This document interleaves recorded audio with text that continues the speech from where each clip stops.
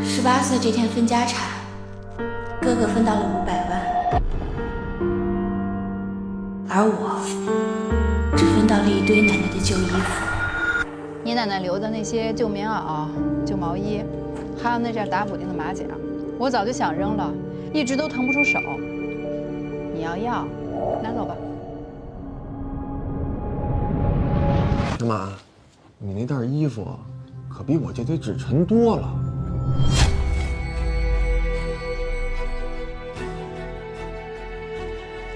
我不是今天才知道自己在这个家排在什么位置，6岁那年就知道了。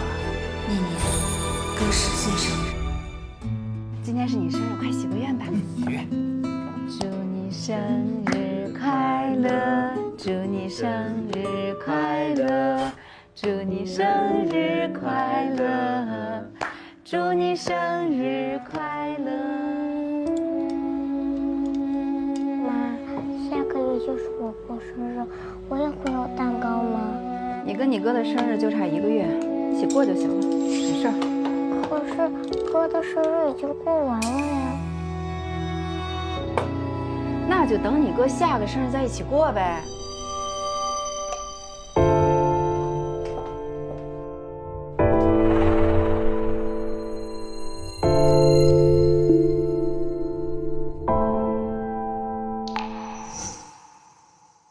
后来的每一年，我都没有得到那块蛋糕。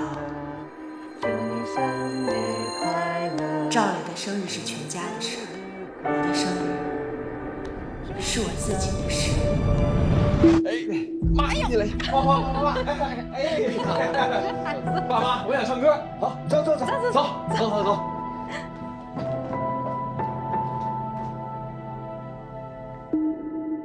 直到16岁那年，我在台历上看到自己生日这天被妈用红笔圈了起来。我以为我妈终于记得我生日，我跑去问她：“妈，4月18号，我看你用红笔在日历上圈出来了。今天我生日，你们……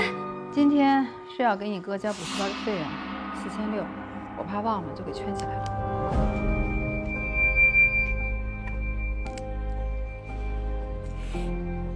那我也想报个数学竞赛班，报名费800可以吗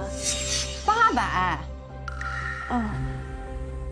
我这次考试考了前12名，我想冲刺一下。冲什么刺呀？一个女孩子学那么好干嘛呀？你又不考清华。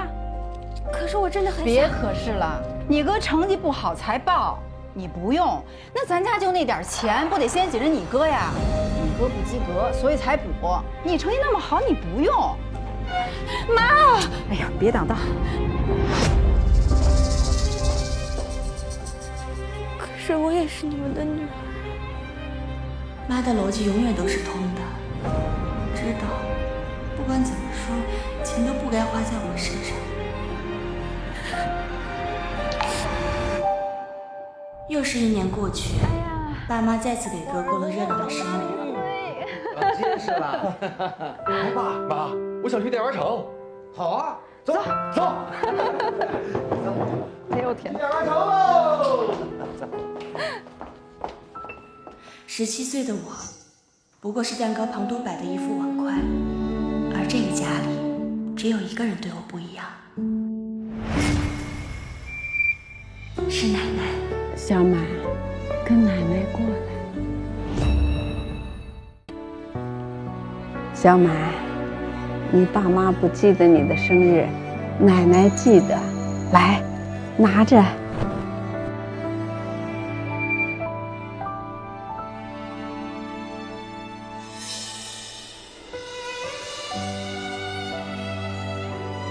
别怪你爸妈。你爸是个糊涂人，你妈也，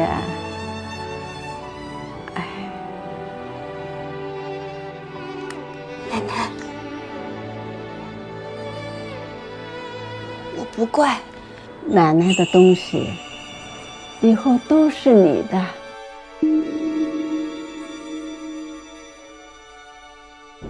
那时候我不懂奶奶的话，一个老太太能有什么值钱的东西呢？直到奶奶去世前，她把我喊到床头。小满，过来。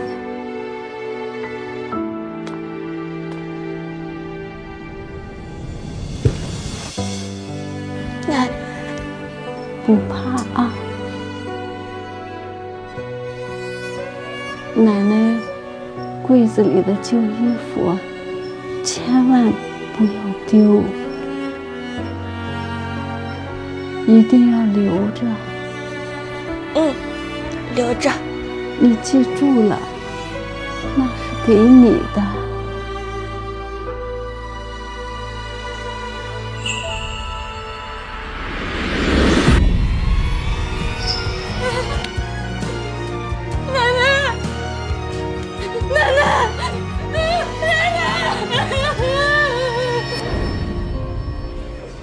奶奶死后，她的葬礼简单至极。爸在灵堂前站了10分钟，哥打了一通电话就走了。妈在招呼亲戚，有说有笑。奶奶走后，她的房间很快被清理了，能卖的卖，能扔的扔。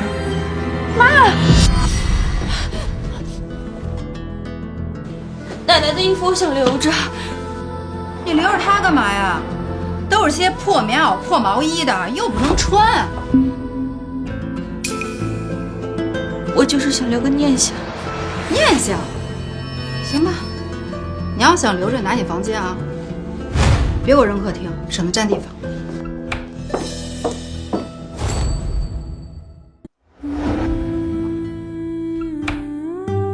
后来的1年，我常常打开房间的衣柜，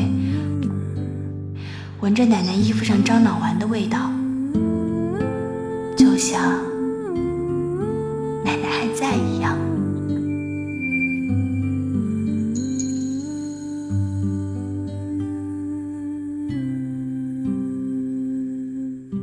直到分家前1周，我放学回来，看见哥带着一个装修工人来我房间。就是这面墙。这间墙做次卧够了，打个衣柜，再搁一张1.5米的床。小满的东西呢？你爸妈不是太走了吗？搬走就行。行。你在这儿呢，你干嘛不出声啊？正好你也听见了，装修队下周就过来了，你呀提前把东西收拾一下啊。跟你说话呢，听见了吗？走吧。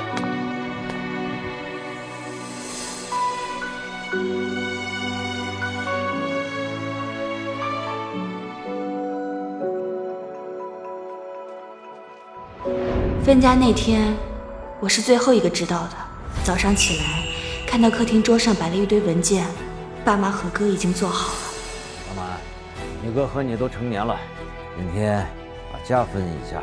建材店的库存加门面是个180万，江北那套房现在市场价大概160万，老家宅基地加翻新就值个40-50万。还有你爸那辆帕萨特，开了4年了，也能值个12-13万。这存折上呀68万，总共有500万，这些呀全给你。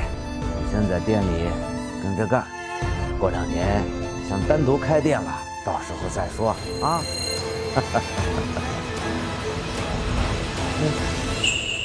小满，你奶奶那些旧衣服不是一直留着，就算留个念想。是啊，那堆衣服我早就想扔了，你不是非要要吗？那就拿走吧。小满，你那衣服比我这堆纸钱多了。哎呀，你真好，来，你看看。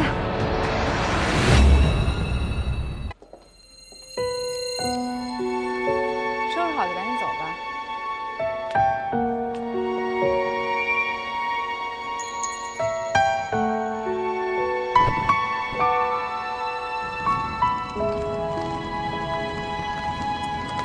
小满，出了这个门，别说爸没给你东西，奶奶的东西也算东西。放心吧，爸，您的意思我明白。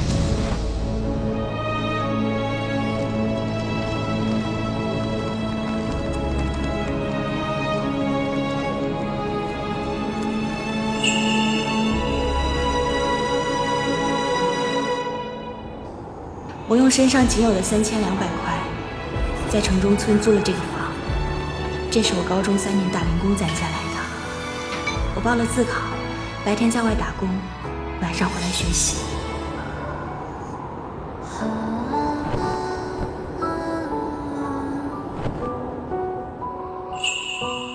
要是奶奶还在的话，她一定不会让我一个人在这里的。这是什么？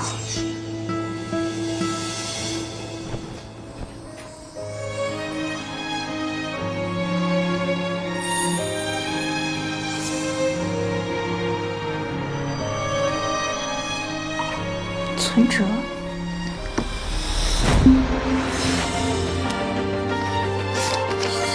421500块，奶奶有她的退休金。从我出生那年开始，做了整整18年，她甚至没有跟我提过一句。还不够，多攒点儿，给小满多存点儿。原来，在所有人都觉得我不重要的时候，奶奶记得我。这么多年，她从未忘记过。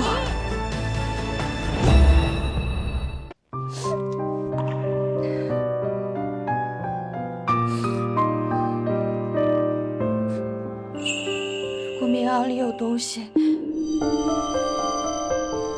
那其他衣服呢？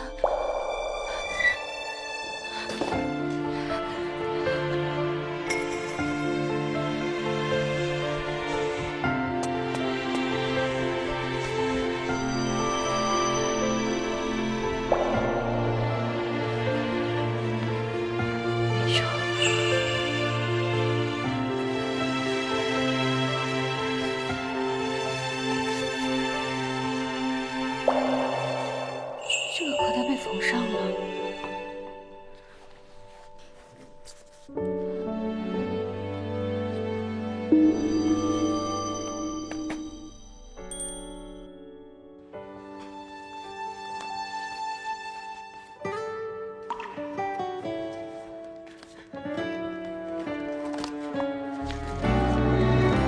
城东老街64号，建筑面积47平方米，产权6小万。奶奶居然给我买过房子。02年，我才2岁，奶奶就提前给我铺好了后路。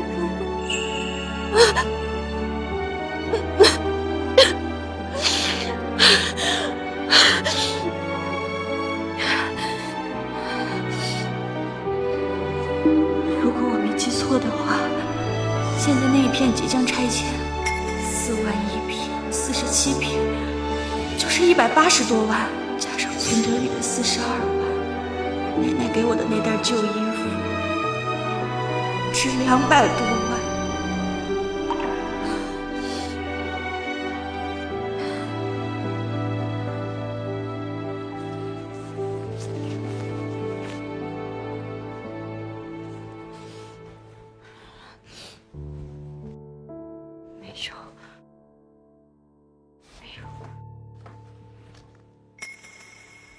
这个也缝上了。奶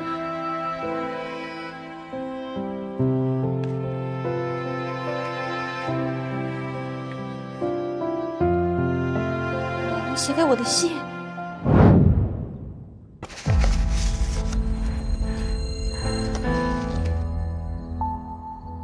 小满，奶奶写这封信的时候，你15岁，你不知道奶奶会写信，奶奶也不会写什么漂亮的话，但有些话必须写下来。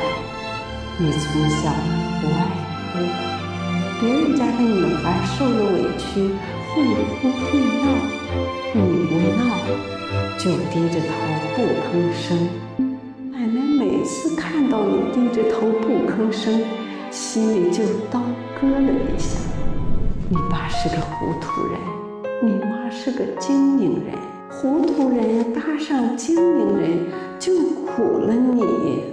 你爸妈给你割花花了多少钱，奶奶算不清，但奶奶给你存了多少钱，奶奶算得清。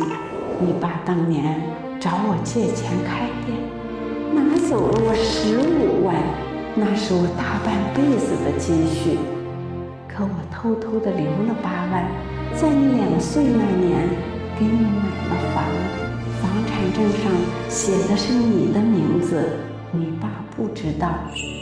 你爸后来发财了，可那些钱和你没关系，所以奶奶另外给你留了这些。存折在棉袄的左边袖子里，你找到了吧？房产证在马甲右边口袋里，你找到了吧？奶奶，我找到了，我找到了。你也不怕死，就怕我走了之后没人疼你。你记住，你不欠他们的，好好还，别委屈自己。奶奶疼你。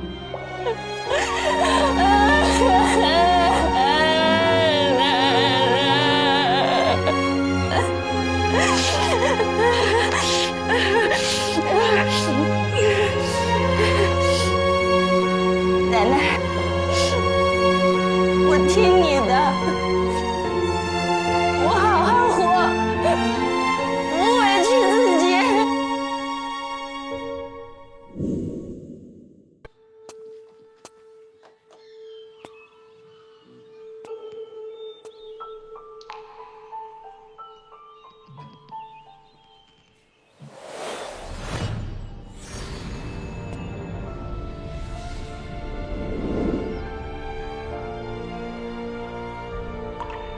这是奶奶留给我的即将拆迁的城东老街坊，虽然又小又旧，但也够住了。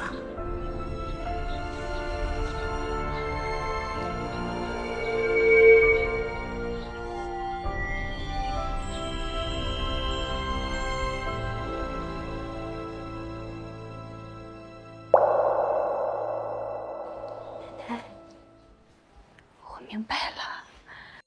你留给我的不是一笔钱，是一个家，一个只属于我自己的家。我用存折里的钱先还了高中3年欠的书本费、生活费，剩下的不动，继续准备自考。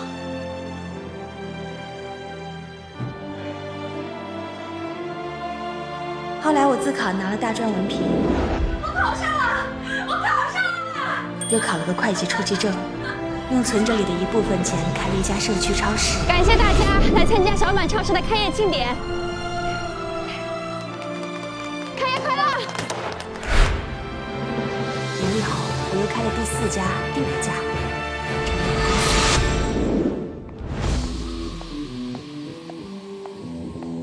赵总，这是本月各门店的营收报表，请您审阅。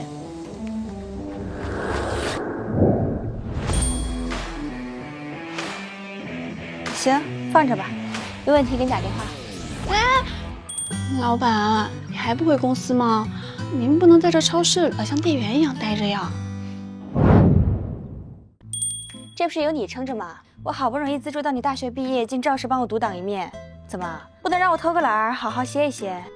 哎呦，这您啊倒是偷懒了，可怜我天天像个牛马一样在公司来回转，连个假期都没有呢。老板，我的好老板，您看在我这么辛苦的份上，就当可怜可怜我呗。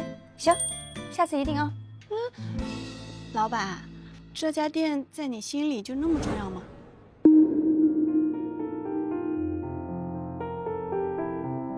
当初我用奶奶的旧衣服开了这家店，如今赚了无数个500万。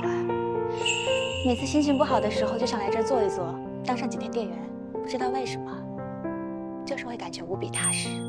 行吧，行吧，那您就在这儿安心当您的店长，我回公司继续给您当牛做马去。去吧。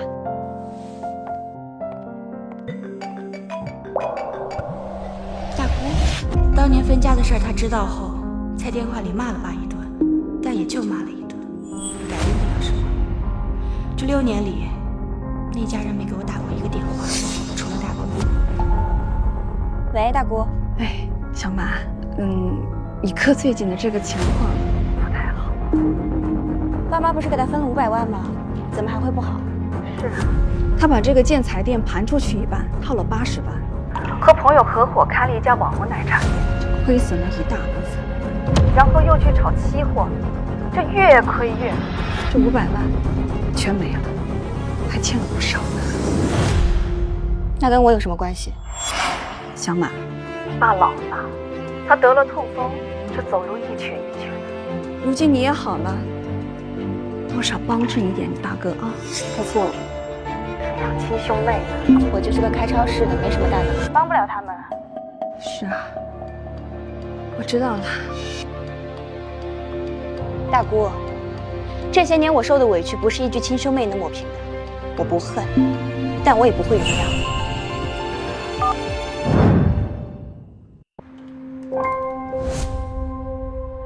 你好，欢迎光临。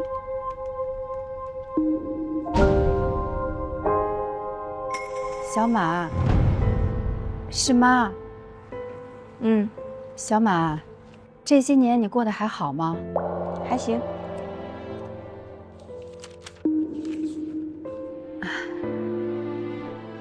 听你大姑说，这家店你开的呀？超市。小马，你哥他遇到点困难，就是他之前那个建材生意他不做了，他想换个方向发展，可是手头有点紧，有点周转不开。那你什么意思？我不跟你借太多的，2、3万就行，你就帮他周转一下，等他好转了马上就还你。 6年前分家，你们分给我一袋旧衣服。爸说，出了这个门，别说我没给你东西。小马，我开这家超市，除开房租、人工、水电，赚不了多少，没多少钱帮你。可是你要是不买东西就走吧，我还要做生意。我过2天再来。你好，有什么需要随便看看。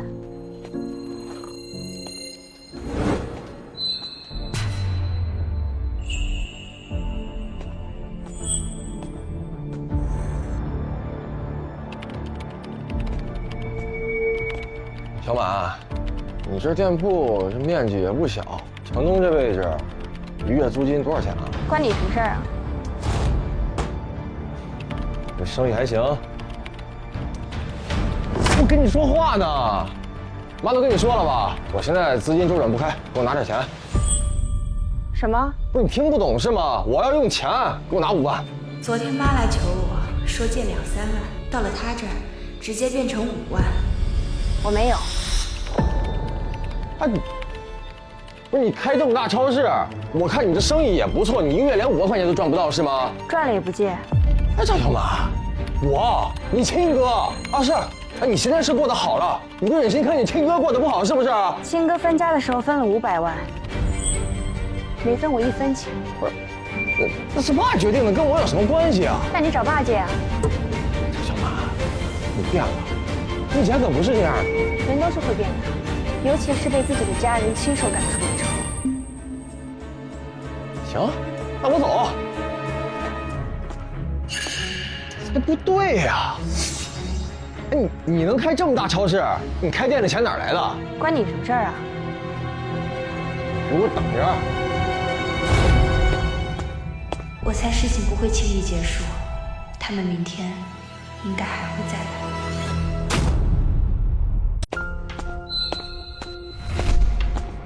小马，6年没见了，好久没一起聚了。今天呀，一起去吃个饭。不去。说什么？我是你亲爸，我叫你去吃饭，你都不肯。小马，你爸也是一片好心，咱们一家人聚聚不是挺好的吗？赵小马，爸妈亲自找你来吃饭，你摆什么架子呢？有事说事儿，我没时间陪你们吃饭。 你哥跟人欠了些账，数目不小，你手头宽裕，就帮他一把。他可是你亲哥，你必须得帮。这次又是多少？30万。从妈开口的2万，到赵磊要的5万，再到现在的30万，你们要钱之前能不能先统一一下口径啊？就30万。之前是没算清楚，现在算欠的就是30万。哎，你废什么话呀？赶紧给我拿钱！没有，那你这超市？超市是我自己挣的。赵小满，养了你18年。是啊，爸。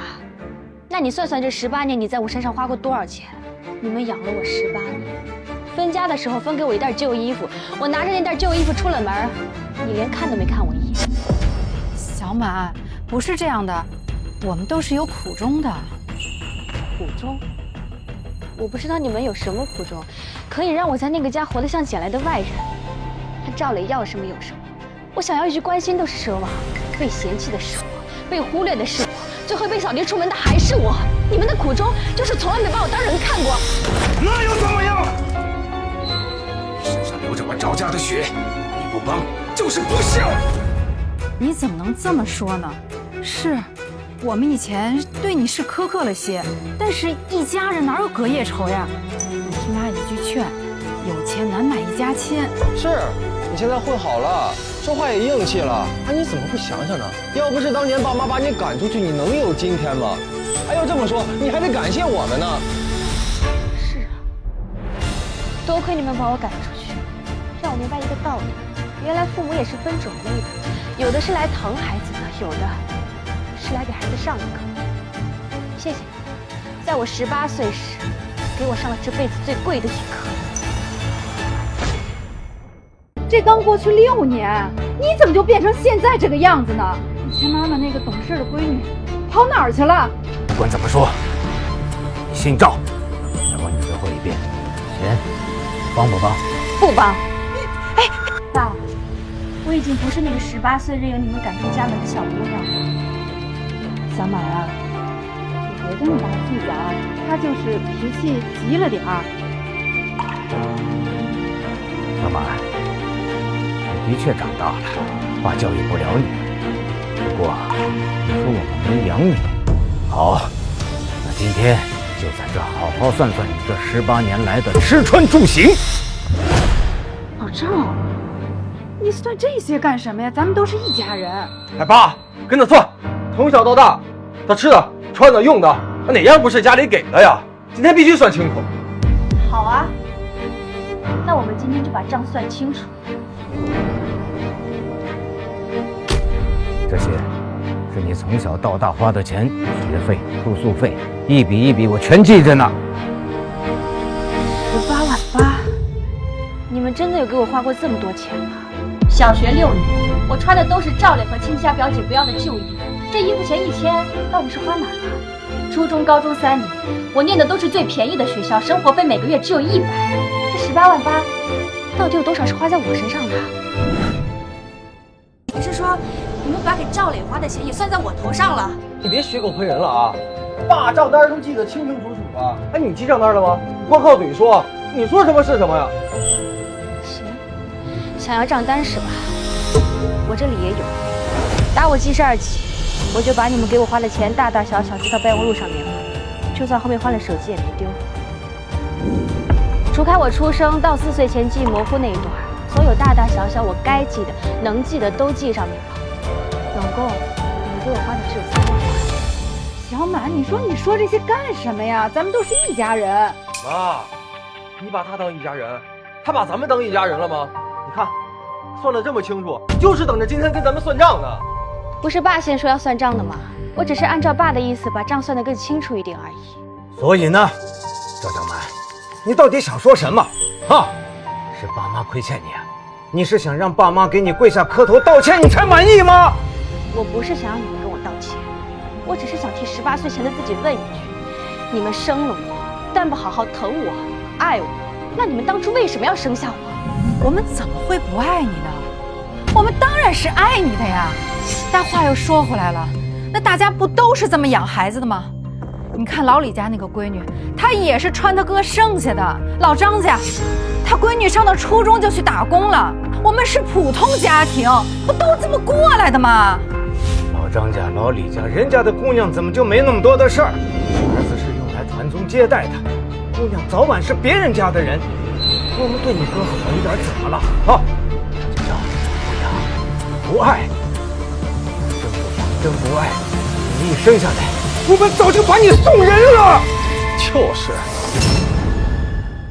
我们早就把你送人了。行，我明白了。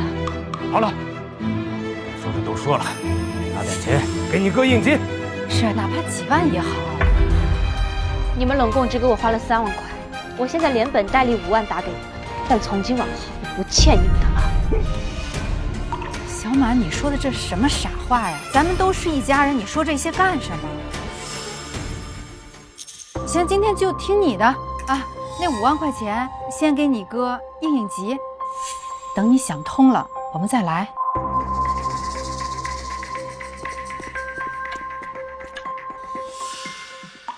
妈，你看张小满什么态度？找他要点钱推三阻四的，算这个算那。长大了，翅膀硬了，不听话了。哎呀，行了，你们都别说了。她是我生的，翅膀再硬能硬到哪儿去啊？她一个姑娘家的，咱说句好话不就完了吗？你瞧刚才你们俩一个一个的，冲的跟什么似的。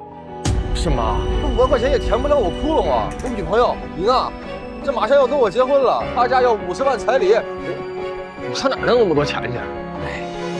我现在身体不行了，你又在外面欠了那么多债，没有个几十万呀，还不过来。刚我看了一下，那超市挺不错的。他刚才说除了房屋、人工、水电，剩不了多少钱了。那谁知道呢？咱们就多来几次，他抹不开面子，还能不给钱呀？他毕竟是亲闺女。行妈，都听你的。下次再来。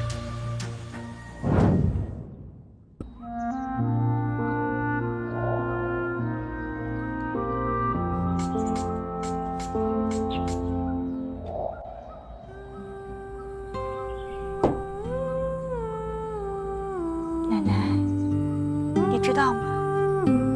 今天爸妈和赵磊来找我了，他们找我要30万，我没借。奶奶，怪不得别人说原生家庭的阴影是伴随一生的潮湿雨。我在外面晒了6年的太阳，他们一来说的那些话，就让我浑身发凉。赵总。怎么了，赵总？你眼眶怎么红红的？你哭了吗？没什么，眼睛进沙子了。不对，赵总，你一定是哭过了。告诉我，到底是谁惹你了？我一定要把他找出来，痛打一顿。好了，有什么事过来说吧。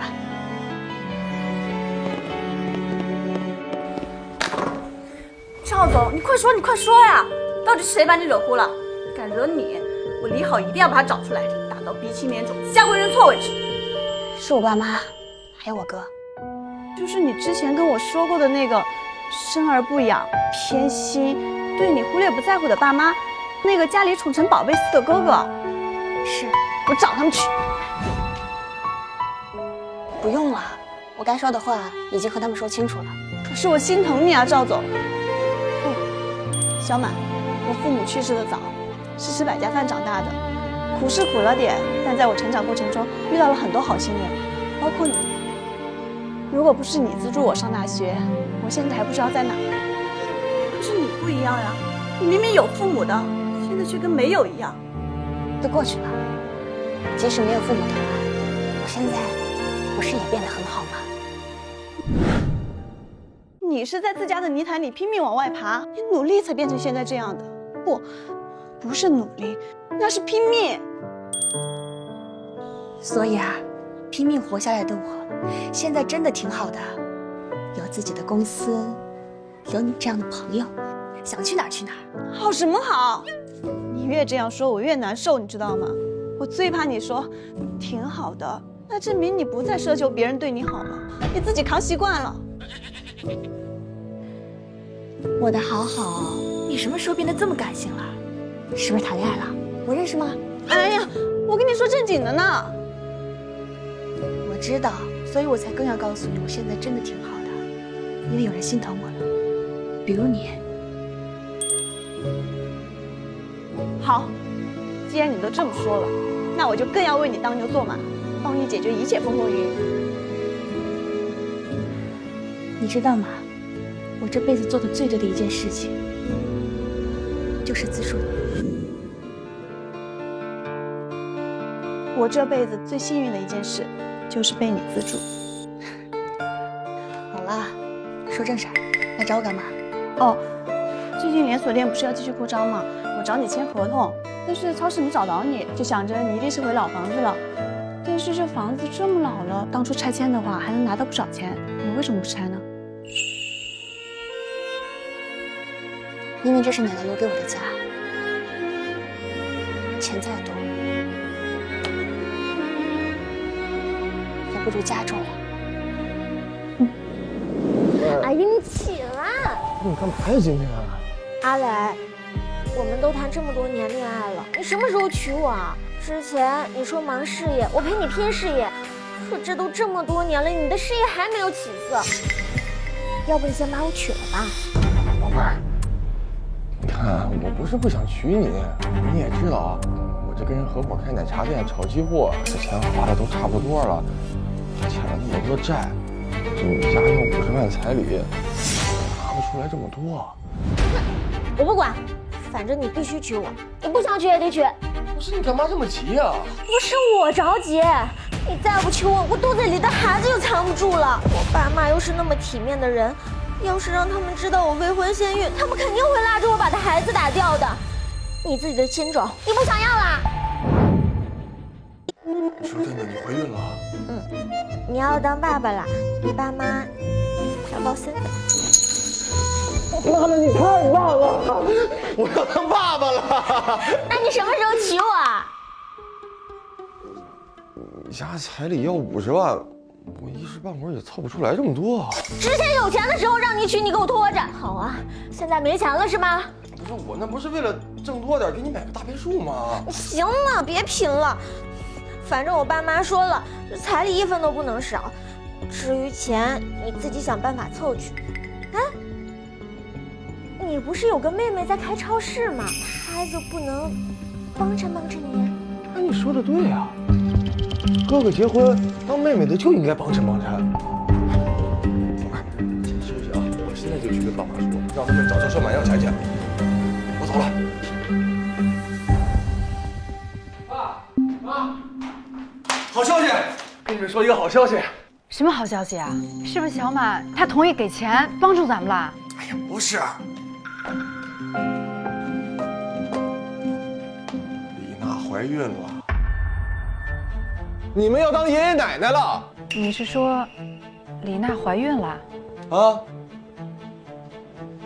不是，爸妈你们不高兴吗？有什么可高兴的？我现在身体这样，你又赔了钱，外面还欠了账，哪有钱娶媳妇生孩子呀？你爸说的对呀，这孩子来的不是时候。你看啊，小婉不是有个超市吗？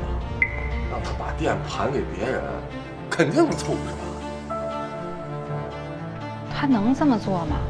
那就是你们的事儿，跟我就没关系了啊！你们总不能看着李娜去把孩子给打了，你们抱不成大孙子了吧？行了，知道了。你呀，一天到晚就会给我惹事儿，从小到大就没让我省过心。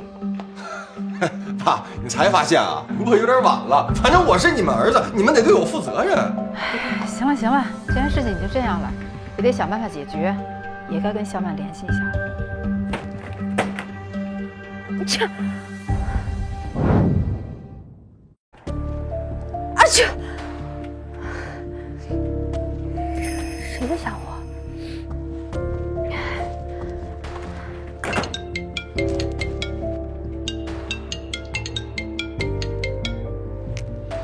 喂，哎，小马，你吃饭了吗？妈给你做了你最爱吃的红烧鱼，你现在在不在超市啊？妈给你送过去。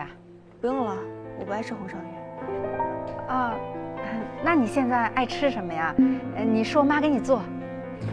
我什么都不爱吃，况且我爱吃的你不一定会做。瞧你说的，你只要说出来，妈保准学，保准啊让你吃的满意。如果你打电话只是为了跟我说这个，那你就挂了吧。亲情不是可以靠一顿饭来弥补的。小时候拼命想得到的东西得不到，长大了也就不想要了。瞧你这孩子怎么这么倔呀？行，你不想吃妈做的饭，那你想要什么呀？只要你说出来啊，妈都满足你。我什么都不想要，挂了。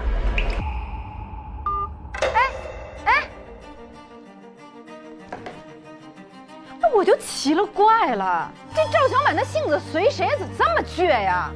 人家老张老李家孩子不都好好的吗？怎么到他这儿啊，感觉跟父母苦大仇深一样？是，我是赶他出去了，那我不是为了磨练他吗？要不然谁愿意自己孩子在外面受罪呀？再说，这不磨练的挺好的吗？还开了超市。说不通就算了，他是我老赵家的种。软的不行就来硬的，爸早就该这么办了。哎呀，胡说八道什么呢？啊，难不成你还把他吊起来打一顿呀？他长大了，不是小时候了。哎呀，行了，听我的吧。这人呀，都怕那风言风语的。你到时候就装病，然后咱把那7大姑8大姨都叫来，他碍于面子，肯定会低头的。你确定？我确定。啊，我都说了，听我的。行了，我现在就给大姑打个电话。小马，小马，不好了，你爸他病了，急需要用钱，现在人躺在医院，人快不行了，跟我走。大姑，他生病跟我有什么关系啊？小马，我知道你心里有气。我也知道他们对不住，可是他是你亲生爸爸，毕竟血浓于水，你不能不管他，孩子。小马，我知道你心里委屈，可是他这次真的生病了，你就跟我去医院看看他，你哪怕什么都不用帮忙，你就去看看他，好不好？我求你，你去看看你爸。行，大姑，我跟你去，但我丑话说在前面，我不会给他们1分钱，也不会管他们的烂摊子，我去。就是看在你的面子上。好，只要能去看，什么都行，只要能去看都可以。走。慢点过。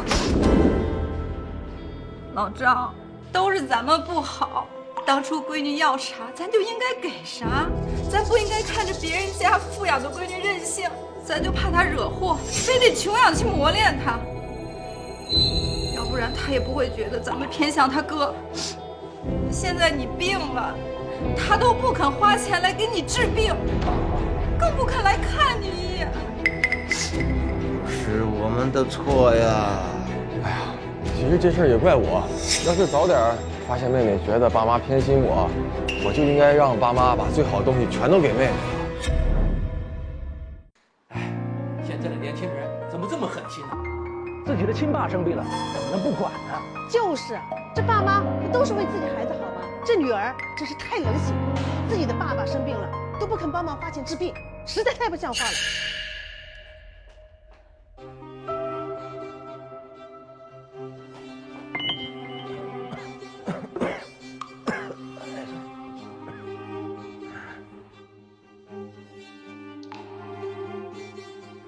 小满啊，你终于来了，爸爸给你赔罪。为之前和你妈穷养你的事情，给你道歉。你原谅爸爸好不好？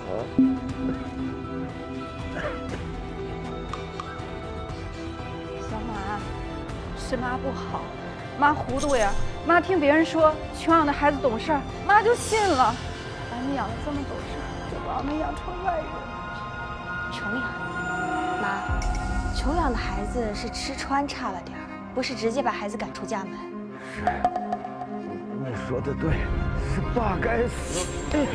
爸该死啊！老赵，老赵，哎呀，老赵，爸，哎呦，爸，你干嘛？你别这样，我知道，当初你们就是为了妹妹好，要不然她今天能开超市，有几10万的身价吗？就原谅爸妈吧，像哥求你了，行吗？小马，你打我也好。骂我也好，妈真知道错了。可是你爸他现在病了，你拿些钱给他治病好不好？50万就够了。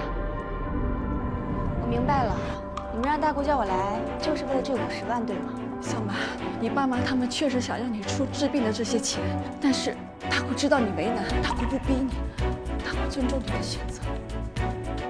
大姑，我跟赵家这道坎儿这辈子不好过。我来只是看看，不管他是真病还是装病，我不会给钱，也不会帮忙。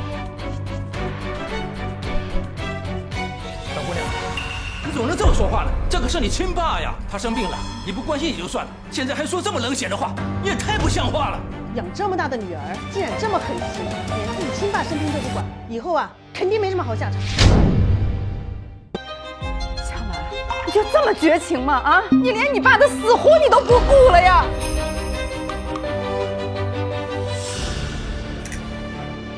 小满，我知道你记恨我们，但爸他是无辜的呀。爸真的需要这笔钱治病，你就帮帮他吧，你就当看在奶奶的面子上，行不行？算了，小满不容易，不要逼他了。我这病也确实不想看了。小满，姑，我看也看过了，我们走吧。哎，小满。错了，妈真的错了，妈这辈子从来没求过人，妈今天求你好不好？你就帮帮你爸爸。小满，爸真的需要这50万呀，你快救救他吧，行吗？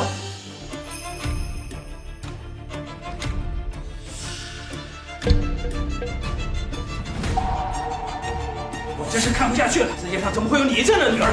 赶紧拿钱出来给你爸治病，否则你就把你刚才说的话都录下来，发到网上去。对，拍下来，让大家都看看他的冷血无情，曝光他。小满，你有间超市，你肯定拿得出这50万，你就帮帮爸爸。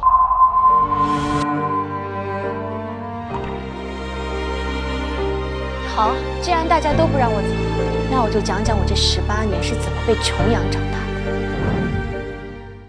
什么情况？小时候，我哥赵磊睡朝阳的那间大屋，我睡一面那张小床。他背新的书包，我背他不用的。他过生日有蛋糕，我过生日从来没有一个人记得。那是因为你跟你哥生日离得很近，一起过能省钱。省钱？赵磊成绩差，你们年年给他报补习班；我成绩年年考第1，想让你们给我报个数学竞赛都不肯。你们说，女孩子学那么好干什么？将来都是要嫁人的，这也是省钱吗？男孩子和女孩子不一样，你哥是要继承家业的，给他报补习班是想要让他上进。好，那我再问你，小时候有一次我生日，我躺在床上，我说爸妈，我好难受，你们能陪陪我吗？你们怎么说的？你们说不行，女孩子家人那么娇气干什么？正好那天赵磊手破了块皮，你们赶忙带他去医院。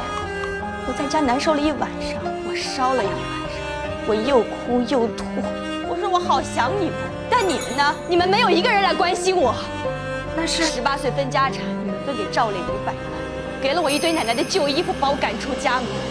我18岁，我靠着我当年高中兼职仅剩的3000块钱，租了个300块的破房子，我像条流浪狗。够了，小满，别再说了。爸，为什么不让我说？你们从来没把我当人看过，不在乎，嫌弃我，我就像街边的垃圾桶，可以被随意丢弃。请问这样叫穷养吗？你们配当父母吗？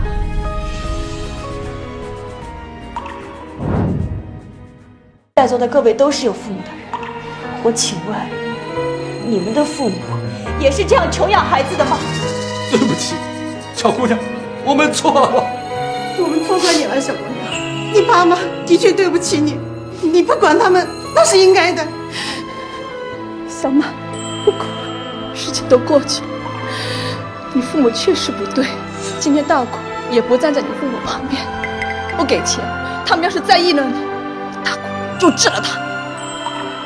你们这些做父母的也太不是个东西了，这么对女儿，还指望她出钱给你们治病，这是异想天开。你们不会做父母，你们就别做。养孩子又不是养条狗，给点吃的就得摇尾巴。你们对他好不好，他自己心里没点数吗？不是这样的，我是他妈，我怎么能不爱他呢？我们只是想磨练他。哎呀，这中间发生的事情太多了，一时半会儿跟你们说不清楚。对啊，你们别听我妹瞎说，她从小就爱编故事。赵磊，如果我没猜错的话，爸不是病了，是你要娶老婆差50万彩礼，所以你联合妈让爸装逼来骗我，对吗？我不知道，你别乱说啊！赵家那点事儿我一清二楚，我劝你们别打这种算盘。我没钱，就算有，我也不会给你们。走。老赵，你怎么了？老赵，你别吓我，老赵。爸，你没事吧？爸，老张家有什么事？我们家怎么办？我怎么办呀？老张，小满，你爸他真的病了。就算我们以前有什么不好，但是人命关天呀，小满，你就救救你爸爸吧！真的求你了，求你了，小满。大小满，爸今天要出一点事，我跟你没缘。小满，你要走就走，姑留在这儿，姑来找亲戚借钱治病，爸不会有事的。姑，我不走。既然爸病了，我就叫个医生来帮爸检查检查。医生，医生，我爸胸口疼，麻烦您帮他检查检查。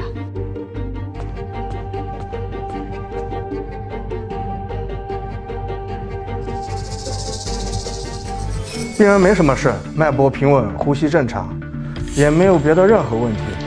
不过看他这样子也不用住院，谁收进来的？妈，该不会是你给谁塞了钱让爸住进来的吧？我没有，我怎么会做这样的事情啊？老张他之前一直说胸口疼，怎么会没事呢？我看就是你意识不清。你胡说八道什么呢？我告诉你，你不相信的话，我可以让我院长去帮他做检查，请你不要污蔑我的医术，没病你就不要在这占床位。这是装病，骗女儿钱呢。可不是嘛！既然他们没病，还想住院，那就让他们住。哎，姐，我知道错了，可是家里欠了债，奶奶还要结婚，我求你了，你帮我劝劝小满啊，姐。够了，事情都是你们弄出来的，你们就应该承担结果，不要再骗小满的钱了，他已经被你们一次一次伤得够深，不要再逼小满。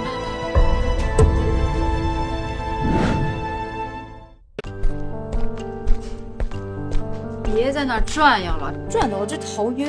那你说现在怎么办？装病也没成功，你爸现在天天催着我结婚，他爸妈可都说了，要是再拿不出彩礼就把孩子给打了。天天堵着我要钱，我能怎么办啊？孩子不能打。我和你妈年龄大了，你在外面又欠了债，又把孩子打了，以后还怎么娶媳妇儿？我和你妈还怎么抱孙子？实在不行，找亲戚去借。找亲戚借，哪能借来这50万呀？我就想不通了，这小满他怎么这样啊？就因为18年那点事儿，他就耿耿于怀的，把咱们当仇人一样。他大姑也是，咱们家条件够差的了吧？他站在小满那边。行了，现在说什么都不顶用。他现在翅膀长硬了，钱在他手里，我该说的都说了，该是的也都是了，咱们还能有什么办法？没错，你说的是，钱在他手里呢，咱再怎么说都没用。你还记得咱们俩怎么结的婚吗？咱们那个年代还能怎么结婚？父母同意就把事儿定了。是啊，我跟你说，老张家那闺女就是这么定的，父母同意这就完事儿了。我合计着这小满也24了，也到了定亲的年纪。这，你的意思是？妈，这个主意好，给小满安排相亲，给他找个好人家，到时候找他们多要点彩礼，我就50万不就有了吗？你看。小满现在也到了嫁人的年龄了，你说我这个当妈的，不管怎么着，我总得上点心吧。你赶快想想啊，你有没有认识的适合小满的？我倒是有一个人选，家底不错，一直没结婚。哎呀，只是啊，年龄有点大了。年龄大点怎么了？啊，年龄大会疼人。小满嫁过去那也是享福，对吧，妈？也是。哎呀，妈，你给他打电话，快！打电话问问。我这就联系，明天呀，把他带到小满的超市，让他们见面啊。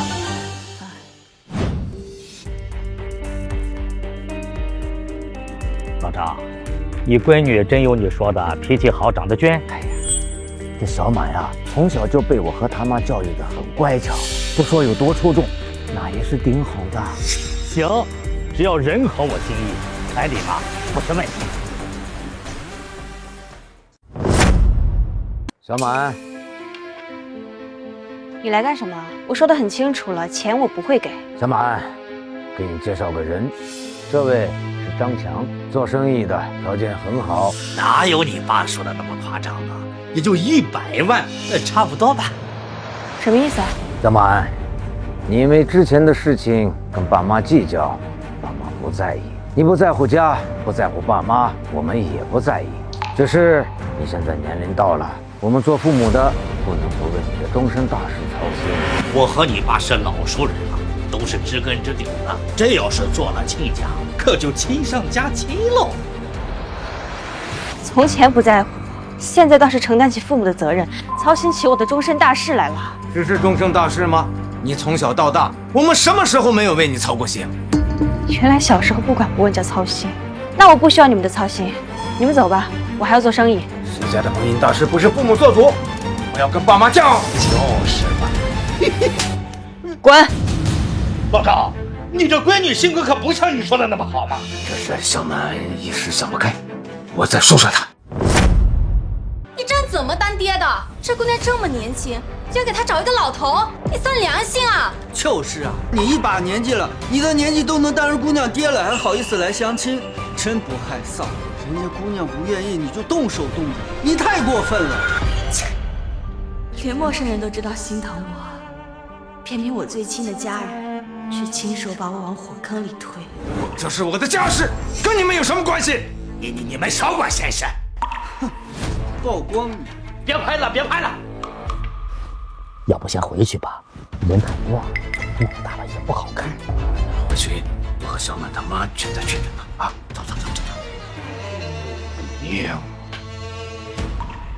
妹，你摊上这种爹，真是太缺德了。是啊，现在很多这样的父母，为了逼婚，直接带相亲对象上门。我看你以后还是离他们远一点比较好。谢谢。你不是说你女儿乖巧脾气好的吗？我才来相亲的，结果让我在大庭广众之下受人羞辱。是我没教育好孩子。张老板，您消消气儿。我们家小满她女孩子家的，脸皮薄，等我们找机会好好劝劝，她肯定能想通的。哎呀，就是啊，张叔，你先别生气，我妹妹她就是一时想不开。哎，你先别推掉这门亲事啊！你看你这么有派头，你再试试，那肯定行。行，那就再试试。她要是脾气还这样，这门亲事就算了。我一定会好好跟她说的啊！别生气，别生气。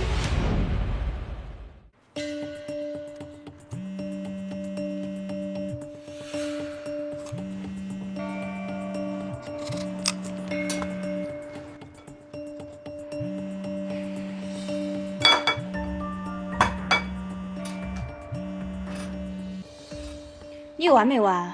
小满啊，你爸爸这个事儿他确实做的有点过了，我刚才说他了，怎么能把人直接给带上门呢？不过你爸呀，他都是为了你好。有话直说，别跟我说这些有的没的。小满，我这次给你打电话就是想告诉你一件事儿，你奶奶还给你留了一些遗物，我就想问你还要不要？你要不要我就扔了。奶奶遗物不是都清理干净了吗？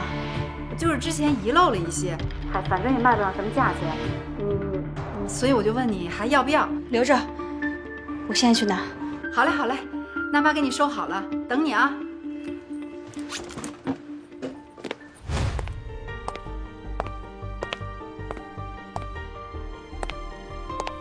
东西呢？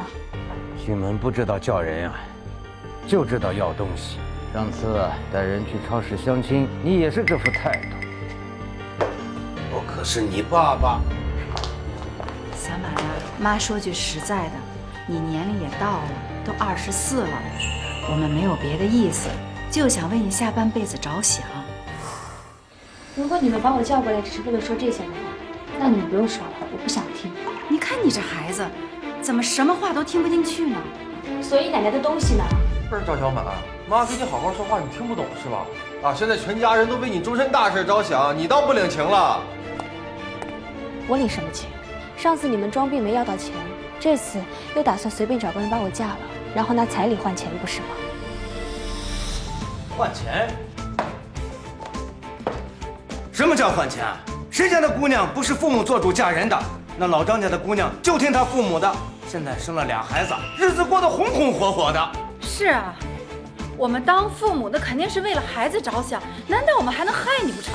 你们不是想害我，你们是想把我往火坑里推，永远翻不了身。你怎么能这么想我跟你爸呢？那张强啊，他们家底厚实，性格又淳朴，你嫁过去只会享福。享福？那这福你嫁过去享吧，我享不了。混账！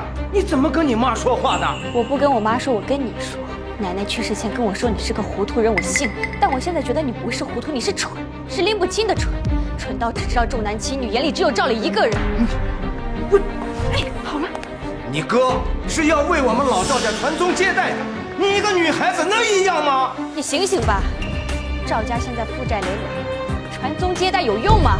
可是别人家都是这么过来的呀。你看我跟你爸也是这么相亲，我们不也过了一辈子吗？那别人家都行，怎么就你不行呢？你们是你们，我是我，时代不一样，我不会像你们一样把自己的人生随便交给别人来摆布。你给我站住！你要不听我们的，就不是你这个女儿。你别太自私了啊！我自私？当初爸妈给你500万，你自己把家败光了，还好意思卖妹妹还债？这个家最没资格说这话的，就是你。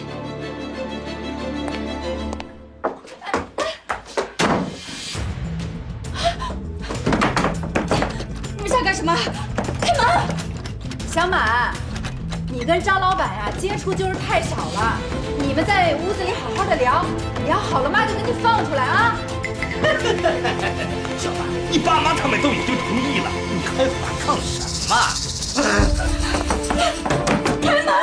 你们知不知道，你们这是强奸！说那么难听干什么？我们也是想让你们在一起好好培养培养感情，早晚是一家人，还不都一样的？是啊，小满，我跟你爸年轻的时候就是这么过来的，不会害你的啊！张小满，你别不知好歹啊！嫁给他是你福气，你别闹了。打着相亲的幌子强行促成亲事，这跟买卖人口有什么区别？来吧！啊！哎呦！哎呦！来吧！啊！你怎么会有刀的？我怎么可能对你们没有防备？我只是不敢赌，我怕这个家还有奶奶的东西。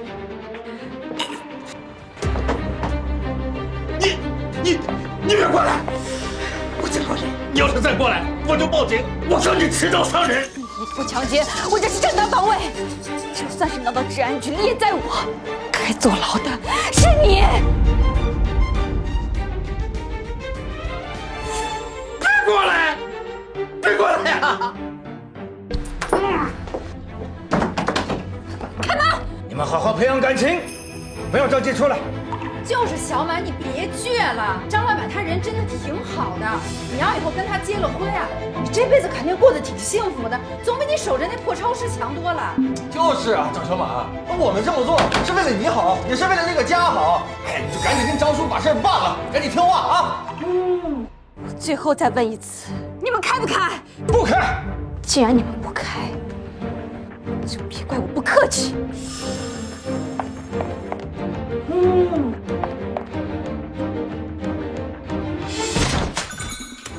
我去，什么动静？不能出事了吧？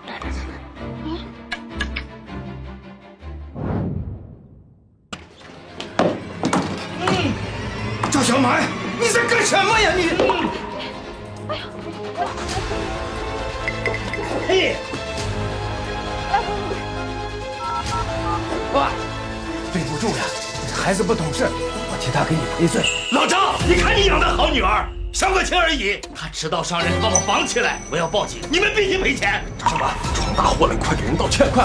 赵小满，赶紧给张总道歉，说他不要报警，不然我们一家子都要被你毁了。我没错，他要强奸我是正当防卫。什么强奸？伤个亲而已，你这就是故意伤人。今天你不赔钱，不道歉，我立马报警。用不着你，我早就报了。谁报的警？这里发生什么事？治安员同志，他故意伤人，我要他们赔钱。不是的，只是相亲，孩子不懂事，是误伤。同志，是他持刀故意伤人，跟我们没关系，我们凭什么赔钱啊？你们相亲怎么当成这样啊？是我报的警。让云同志，我要举报他进行人口买卖。什么？同志，这是我们的家事，这孩子不懂事，闹脾气，你乱说话。就是相亲闹点别扭，不算事儿。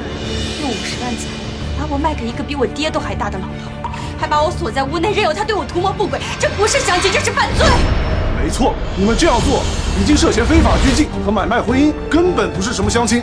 还有你试图强行与女方发生关系，这种行为已经构成了强奸未遂，这是犯法的。不是这样的，是他们同意的，他们把我叫来的，与我没关系啊。我是他爹，是我安排相亲的，就想让她嫁个好人家，这怎么就犯法了呢？为他好，把女儿当作商品买卖，非法拘禁，还纵容他人侵犯她，这叫为他好。你身为父亲，不仅不保护女儿，还亲手把她往火坑里推，你配当父亲吗？而且你看看他的样子，看着比你都大，你怎么狠得下心把自己2出头的闺女嫁给这样一个人呢？你良心不会痛吗？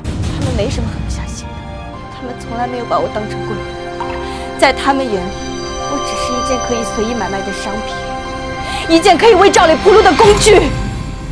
既然如此，那我就彻底和他们断绝一切联系。治安员同志，我要提交诉讼，告张强强奸未遂，告他们非法拘禁买卖婚姻，我要与他们彻底断绝关系。混账！我们是你爸妈，你怎么能告我们呢？是啊，小满，咱们是一家人，有话不能好好说吗？干嘛非得闹到法庭上去？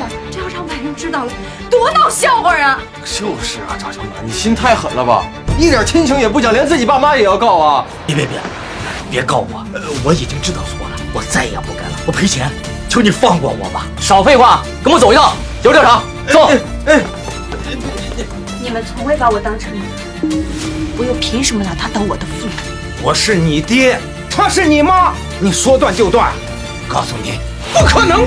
是啊，小满，我们辛辛苦苦把你养大，没有功劳还有苦劳呀！你现在说要跟我们断亲，这传出去，别人怎么说我们脊梁骨啊？你这是往死路上逼我们呀你！赵小满，你就是个白眼狼，白养你了啊！让你结个婚，把家里的债给还了，你至于做这么绝吗？白眼狼，你们是怎么说出口的？偏心了这么多年，你们什么时候拿我当过一家人？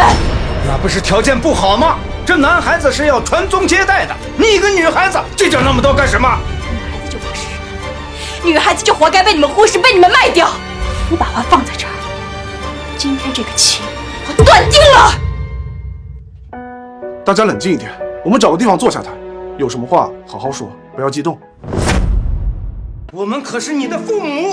父母，我倒是想问你，这18年你们真的在乎过我吗？当然了，你是我生的，我怎么能不在乎呢？从小到大，我穿的都是别人不要的旧衣服，而赵磊身上的名牌鞋子、新款衣服，你们眼睛眨的不眨的买给他。我是男的，男人出门在外就得穿得好点，撑场面。你女孩穿那么好干嘛呀？能穿不就行了吗？哥说的对，女孩子家朴素点好。吃的，我高中住校1个月生活费只有100块，我每天就这100块馒头配咸菜，实在饿了就喝点凉水。那个时候家里条件不是不行吗？那我们能有什么办法呀？条件不好，条件不好，顿顿给赵磊买菜加肉；条件不好，每个月给他1000块钱零花钱；条件不好，为什么偏偏只苦我一个人？别在这翻旧账了，行吗？这都过去那么久了，你至于这么记恨吗？至于。就算我当初对你不够好，你也不至于要和我们断亲。毕竟我们是一家人。一家人分家的时候给了赵磊100块，给了我1袋旧衣。当年被你们赶出家门的时候，我才18岁，无依无靠。你们在乎过吗？关心过吗？那我们又不知道你在外边过得不好，你又没跟我们说。是我不说，还是你们根本就不在意？你们眼里自始至终只有赵磊一个人。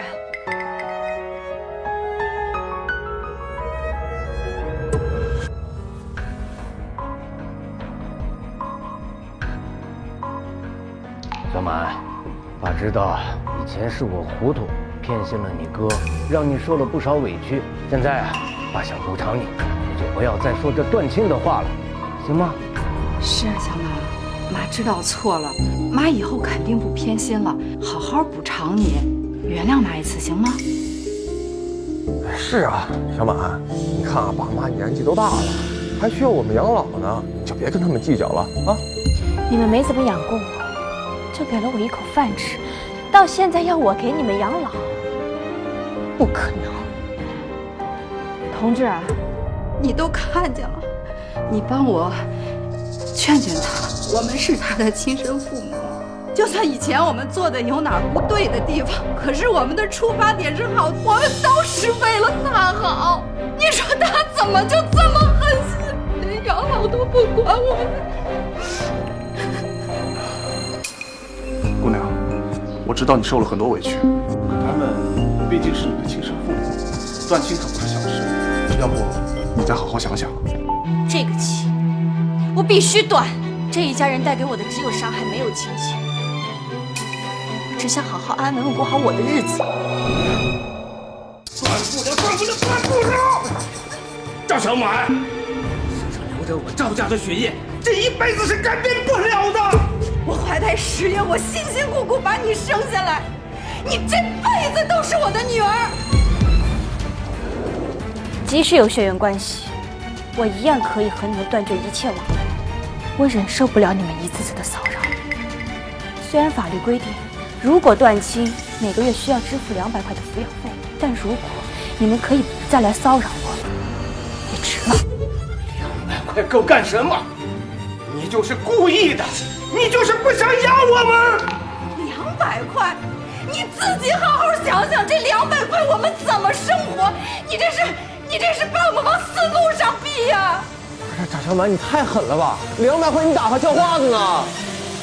我没有骗你们。如果你们不信，可以问治安员同志。同志，他是不是在骗我们？有这规定，1个月200块钱，这怎么可能啊？他说的是真的。200块钱能干什么？要断亲可以，100万没断。现在跟我说200块不够了，那我高中住校的时候，你们每个月只给我100块，怎么不说？住学校不花钱，食堂吃饭便宜，100块钱足够了。那赵磊呢？他也住校啊，他1个月1000块钱零花钱，你们从来不说，为什么到我这儿就不行了？同样是你们的孩子，为什么你们要区别对待？凭什么？你哥他是男孩，你能跟他比吗？他以后要养家糊口的，需要钱的地方多，多给点怎么了？为什么在你们眼里儿子就金贵，女儿就活该被亏待？妈，你忘了吗？你也是女的呀！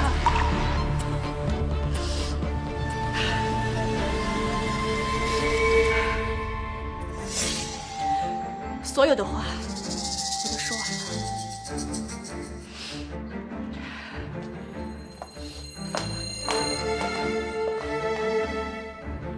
从今往后，赵小满与赵家断绝关系，从此不再往来。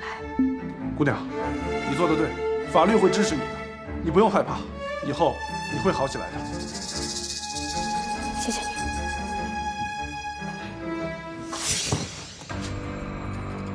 怎么办啊？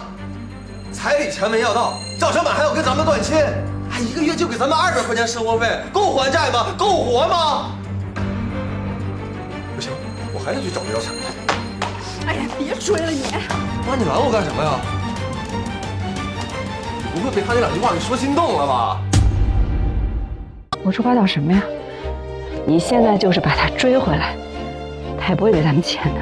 妈，我看你现在就是不想管我了，是吧？你要放弃我，我是你亲儿子。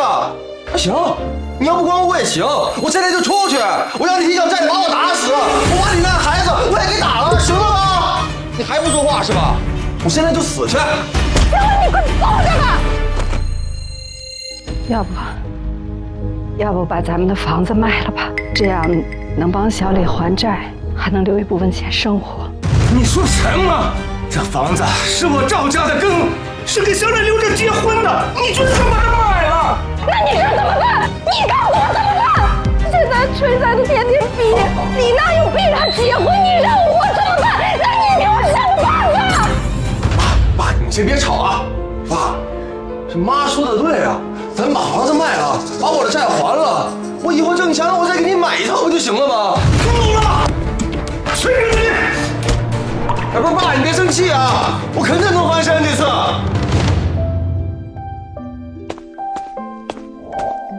赵总，您让我找律师弄的断亲协议，我拟好了，您看看，没问题的话就签字吧。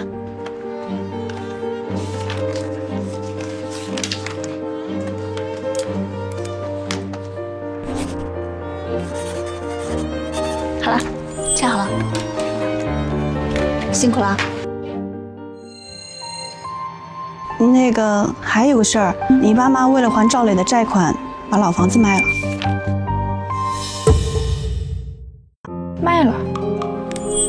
卖了多少？300多万。一开始买家说要拆房子，你爸妈不同意，后来买家加了20万，他们就答应了。要拆了房子？奶奶在那住了大半辈子，所有回忆都在那儿，这房子不能拆。是啊，明天就要签合同了。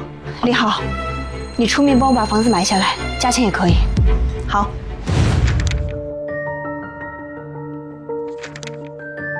既然合同已经签好了，这是500万，房款一次性结清。太好了，这下不会被催债的逼了。是啊，妈，有了这笔钱，我就能跟娜娜把婚礼给办了，然后再把外债全都还干净了。是。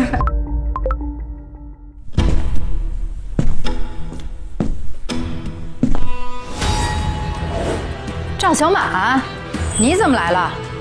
你不是跟我们都断亲了吗？你还来这干什么？这是你该来的地方吗？房子已经卖了，钱是我的，跟你一点关系也没有啊！赶紧走。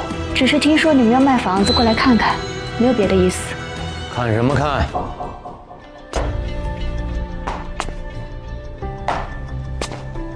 房子已经卖了，你少在这多管闲事，赶紧走。你既然知道这房子已经卖了，就别在这碍眼，赶紧走。过2天我们也要搬走了，这房子跟你也没有关系了。奶奶的东西呢？还在吗？那些破烂早扔了。扔哪儿了？合同上不是说这房子的布局不能乱动吗？我都跟你说了，这个房子已经卖了，跟你没有关系。我想扔什么就扔什么，我还得跟你打报告不行？小满，别太过分了。合同上写的什么你怎么知道的？还在这胡说八道呢！赶紧走，再不走我报警了。我没有胡说八道，因为买这房子的人就是我。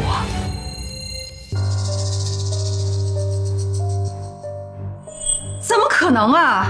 你就是一个开超市的，你哪来这500万呀？500万，你这辈子都挣不来，你怎么可能买得起这房子？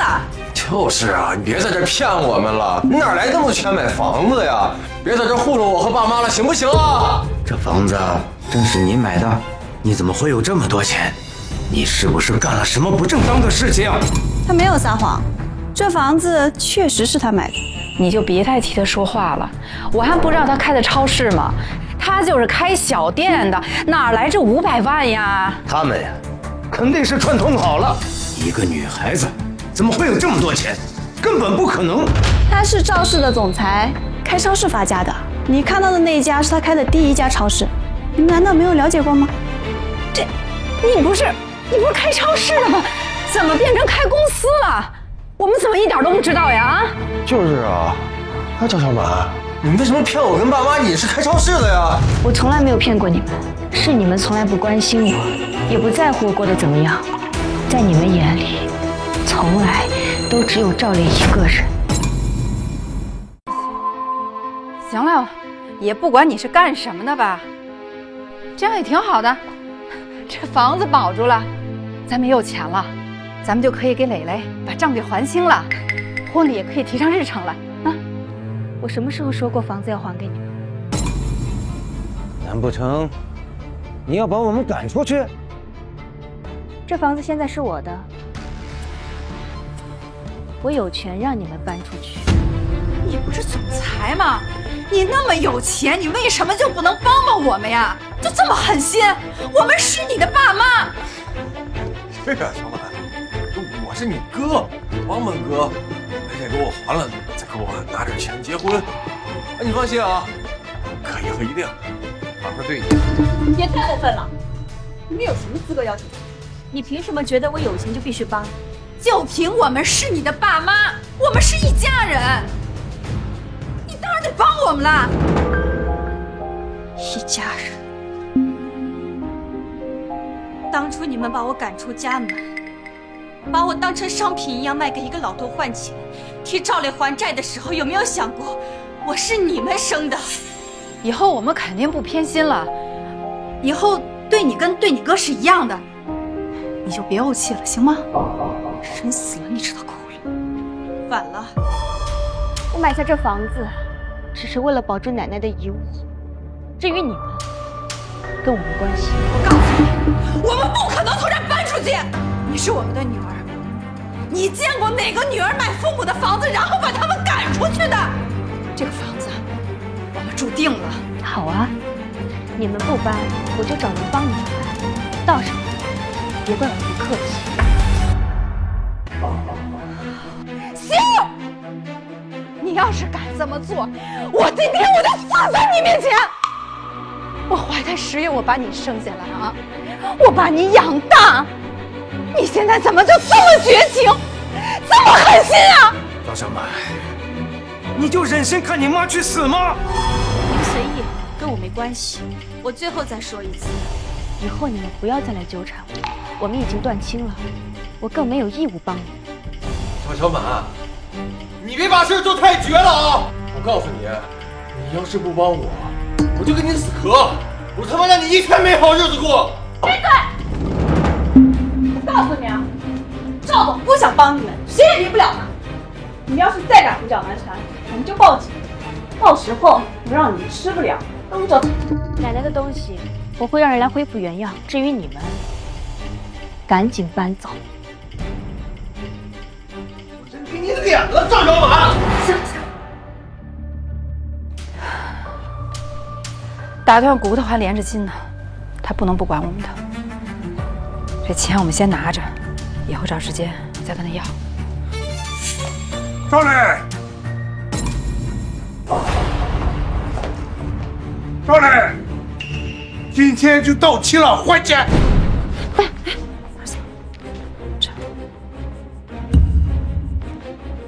哎，看好了啊，卡里有500万，我不就欠你们50万吗？你至于天天这么追着我要啊？哼，50万，你做梦了！你欠我们的就是500万。什么500万？我就跟你们借了50万。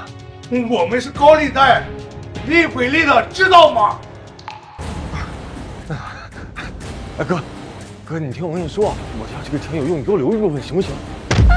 儿子，少废话，欠我们的钱就该一次性还清，剩下的可不关我们的事。再啰嗦，连你一起打。走。妈，我钱没了，完了，妈，我怎么结婚了啊？行了，你怎么办呀？现在房子没了，钱也没了，你让我们以后怎么活呀？小美，你呀！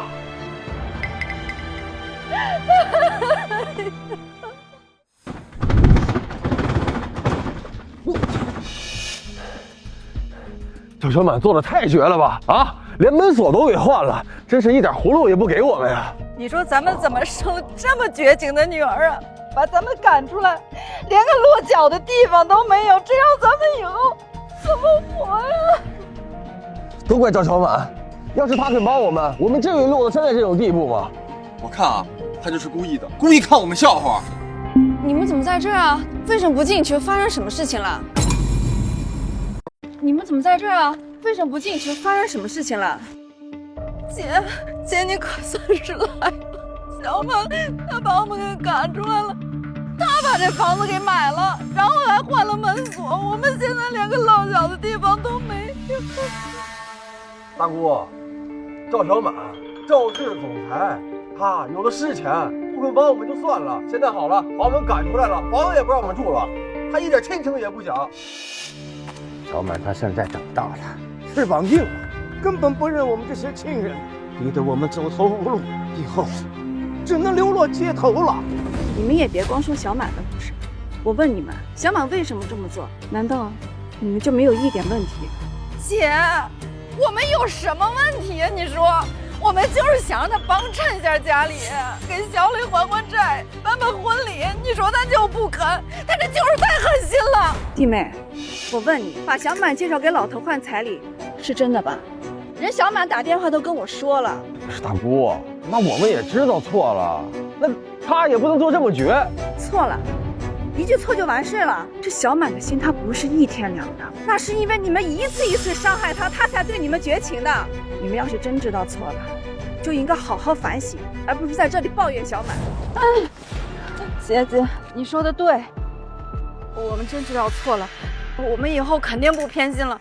你就帮我们在小满面前说说好话吧，他现在只听你的了。是啊，大姑，你就帮帮我们吧，我们都知道错了，以后一定好好反省啊。姐，是我们对不住小满，以后我们一定改。这虽然是你们错了，但我们也是一家人，我也不忍心看你们流落街头。这样的，过几天是小满奶奶也是咱妈的忌日，和你们向小满说一说。谢谢姐，你们也别高兴太早，我帮你们那是看在一家人的情分上。如果你们还不知道悔改，我也不管你们。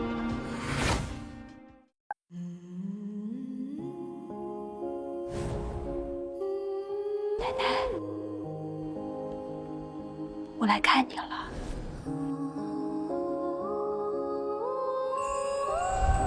你的房子我保住了，跟原来一样。你让我留的衣服洗得干干净净的，就像你还在的时候一样。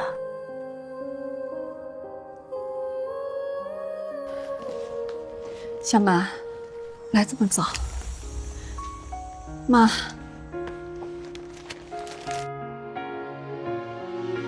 就是想早点过来陪着奶奶。小满，我懂，今天是你奶奶的忌日，你爸他们也会来的。该来就来，奶奶是奶奶，他们是他们。小满，我知道你心里委屈，他们来的时候，别跟你爸起冲突好不好？就给奶奶上上香，吃一顿家常饭，就看在奶奶的面子上，一家人好好聚一聚。我不会跟他们起冲突的，大姑你放心。这就对了，那我去接他们，你好好陪陪奶奶，别太伤心了，孩子。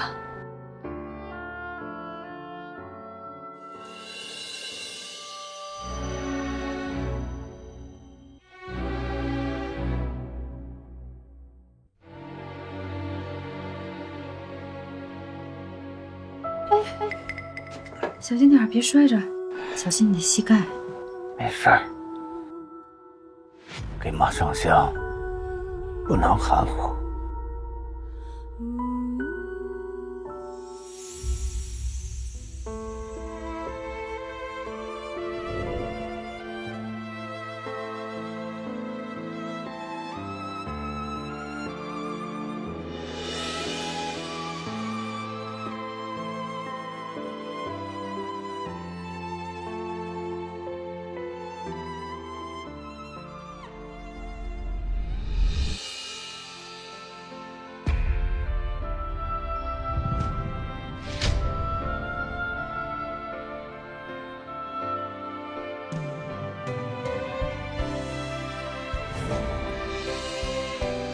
好了好了，这伤也上过了，去下面客厅吃个饭，大家聚聚。哎，小满，多吃点，看你都瘦了，别老想着工作，照顾好自己啊。谢谢姑。小满，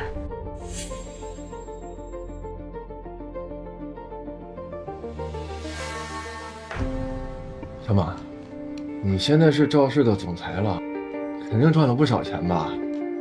还行。还行。你高中毕业，没什么背景，能开这么大公司，钱哪来的？我自己挣的。自己挣的？你18岁就从家走了，身上就几千块钱。那你要说你，勉强开个超市，我还能相信。开这么大公司，钱到底哪儿来的？小磊，我挣没挣钱，挣多少钱，没必要跟你解释吧？我看你是解释不清楚吧？我问你，你是不是偷奶奶钱了？小磊，你胡说八道些什么？小满怎么可能会偷奶奶的钱？我胡说什么了，大姑？哎，你想想啊，他18岁从家就走了，身上就几千块钱，过了6年回来，摇身一变成了赵氏的总裁。哎，这钱要不是偷的，哪儿来的啊？肯定不干净。我今天把话就放这儿啊，这钱肯定不干净，要么就是偷奶奶的，要么他就在外边干了什么见不得人的事儿。小满能干，他能吃苦，赚这些钱他是应得的。让他解释，让他解释清楚呀。好，既然你问了，我就当着大家的面把话说清楚。赵磊，你说我偷了奶奶的钱，那我问你，爸开建材店最早的启动资金是哪来的？那还用说啊，这肯定是爸辛辛苦苦起早贪黑省吃俭用攒下来的呗。15万。2004年爸要开店，资金不够，找奶奶借了15万。这钱你不知道吗？这事我知道，妈她跟我说了。爸，您之前找奶奶借钱开了店，这些年建材店越做越大，翻了多少倍？我当时实在是没办法，着急用钱，想着以后赚了钱再还给你奶奶。到分家那天，建材店加上车子、房子、存款，一共500万。这500万有奶奶15万的本金，你还过吗？没还。妈生前还在的时候就告诉我，这钱弟没还。姐，不是这样的，当时我们都忙着打拼，就给忘了。你用奶奶的钱发家，奶奶死了，你就把她的衣服扔给你们的女儿。你们知道奶奶在那袋旧衣服里留了什么吗？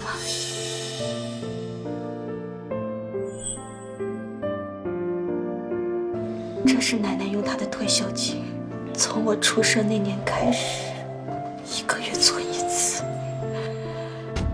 存了整整18年。不眠。赵小满，余额42万1500块。这个蒙在奶奶那件旧棉袄的袖子夹层里，你们把它当成垃圾一样扔给了我。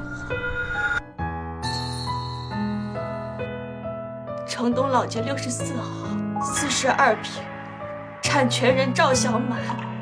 这是奶奶用她偷偷攒下来的钱买的，当时花了8万块，现在评估价200万。这个藏在妈家口袋里。不对啊，奶奶凭什么给你买房子？我才是她的亲孙子。话还没说完，还有最后一样。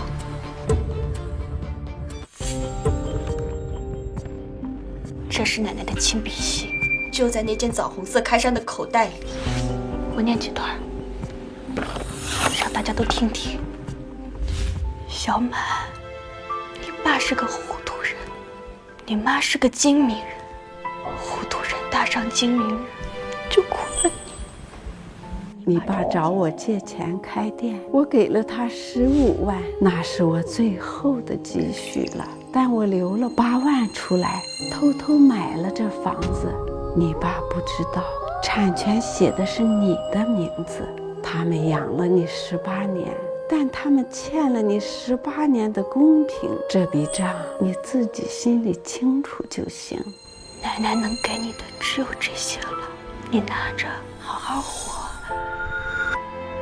别委屈自己。奶奶疼你。妈，你把奶奶的东西当成垃圾扔给我。奶奶把最值钱的东西缝在你最看不起的旧衣服里。你扔掉的是奶奶，我捡回来的也是奶奶。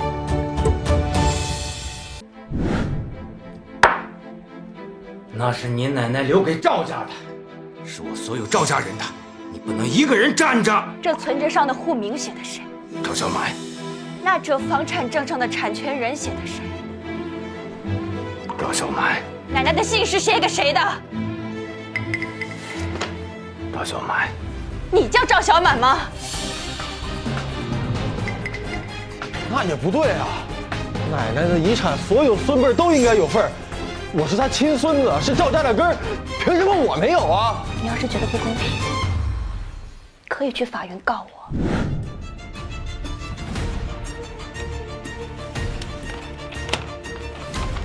这是遗嘱公证书，3年前办的。奶奶生前在银行留的存折户名是我，房产证产权人也是我。这份遗嘱公证确认了所有权的归属。法院按公证遗嘱判，你觉得你赢得了？你早就知道了，就故意不说，故意看我们笑话是不是？是，我6年前就知道，但我不是故意不说，是没必要说。当初分家的时候，你们分给了我一袋旧衣服，没问过我要不要。我发现衣服里有什么，也没有必要告诉你们，这是奶奶留给我的，跟你们没关系。就像当年爸妈给你的500万跟我没关系一样。这话没毛病，小满说的对。当时分家的时候，你2口子把最值钱的东西都留给了小磊，小满什么都没有留下，就拿走了那一袋破衣服。这事儿你们都忘了。还有弟，你想想，妈生前的时候就跟你说了，让你给小满留嫁妆，你一直都说好，好，好，你留了吗？啊，姐，不是这样的，我们当时工作太忙了，就给忘了。忘了这么重要的事情你忘了，知道你不会留，所以他留，就防着你呢。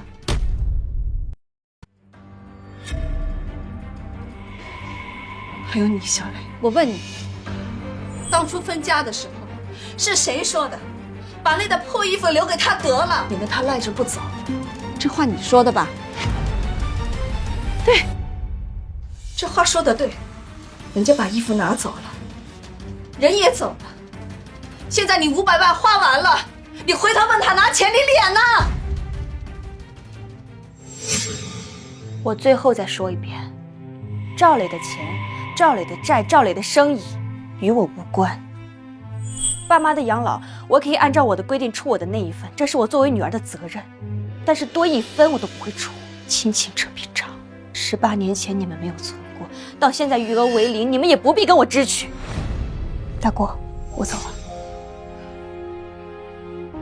你奶奶要是在的有理，看到你如今这个样子，她会很欣慰。走吧。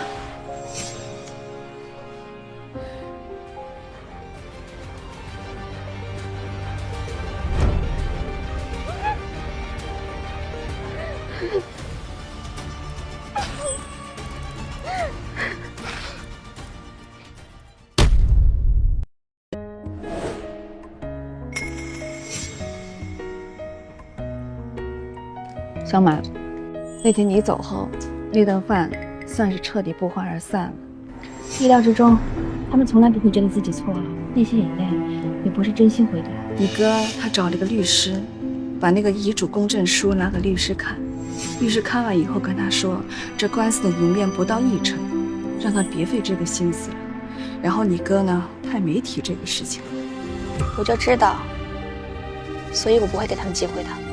你爸，我这个弟，算是彻底在亲戚面前抬不起头了。之前家庭聚餐的时候，他都坐在主位，声音就属他最大。现在看的亲戚就多。路是他们自己选的，当初他们偏心赵磊，把我当成换钱的工具，现在的后果都是他们应得的。你妈要强了一辈子，最见不得人家说她不好。可现在全家上下所有的亲戚都知道，你奶活着的时候就防着她。姐，我就是想不明白，你说妈在的时候，我尽心尽力的照顾她，我伺候她吃，伺候她穿，她背着我给小满存钱，你说是不是从来就没看得上我？妈，她没有看不上你，她只是看不下去你对小满的样子。姐，我对小满什么样子了？我难道对她不好吗？我供她吃穿，我甚至都不舍得让她干家务，你说她怎么就那么恨我呀？弟妹，养孩子不是给口吃的就叫养，真的在乎过小满吗？哥，他也没好到哪去。李烂把孩子给打了，分手了。哥心里不服气，就想快速翻身，就去借了网贷。那高利贷高得吓人，现在连家里全亏了。喂，道理呢？赶紧让他还钱，再拖下去，别怪我们不客气。我们实在是没钱了，求你们再给我们点时间吧。可逆子，我们怎么就生了这么个不孝的东西呀？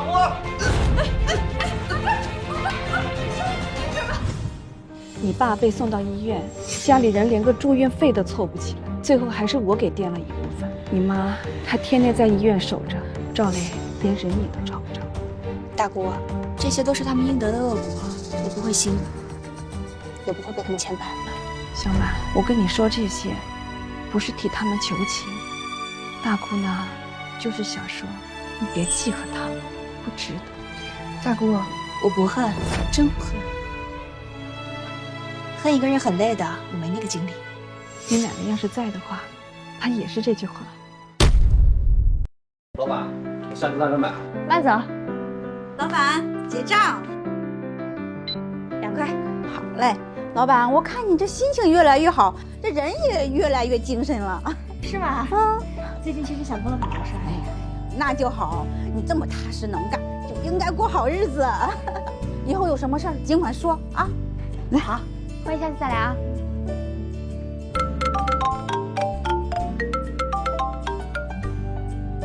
你好。您好，请问是赵小满女士吗？我们是城东拆迁办的，城东老街已经纳入了旧改计划，您名下有一套47平米的房子，符合拆迁政策，这边和您协商一下赔偿方案。要拆了？是的，您这套47平米的房子，赔偿方案是一套80平米的新房，外加200万的现金赔偿，您看可以吗？奶奶，你给我留的房子又要准备拆迁了。从前我在过去的事里走不出来，但我觉得我也是时候迎接我的新生活了。可以。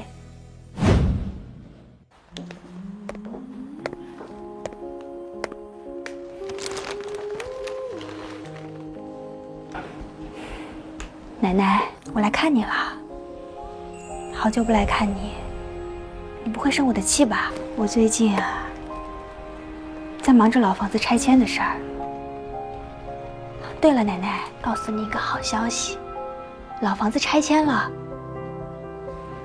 你以前总说房子要朝南，暖和，客厅要大，好晒被子。拆迁办给我换了个新的2居室，就在城东新街。房子正好朝南，客厅也大，和你以前念叨的一模一样。你要是还在，肯定会拉着我一起规划怎么布置房间。你在心里说，你怕你走了没人心疼我，但是奶奶你知道吗？你走了6年，你留下的东西护了我6年，疼了我6年。奶奶，谢谢你，我想你了。你总说别让我受委屈，他们来找我了。我没帮，你可别怪我狠心。我知道，你也不会的。你要是还在，一定会拉着我的手，让我别帮他们。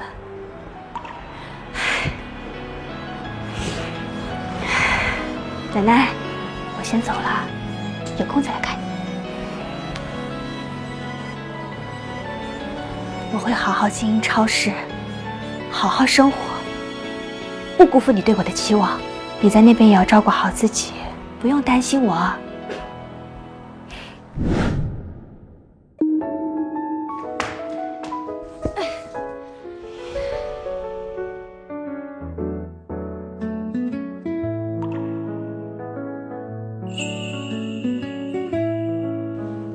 奶奶，我把你衣服带来了，以后咱们就一起住这儿。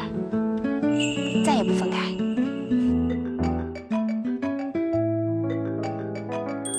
大姑，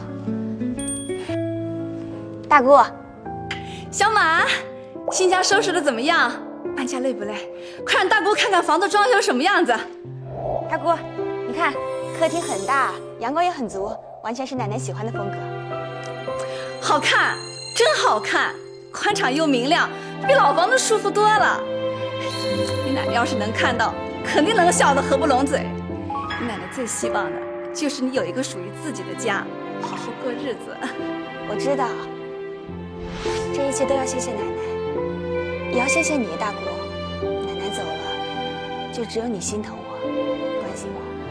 傻孩子，跟大姑客气什么？你好好的比什么都强。今后有什么事跟大姑打电话，不要一个人扛着啊。行，空了去看你姑，拜拜。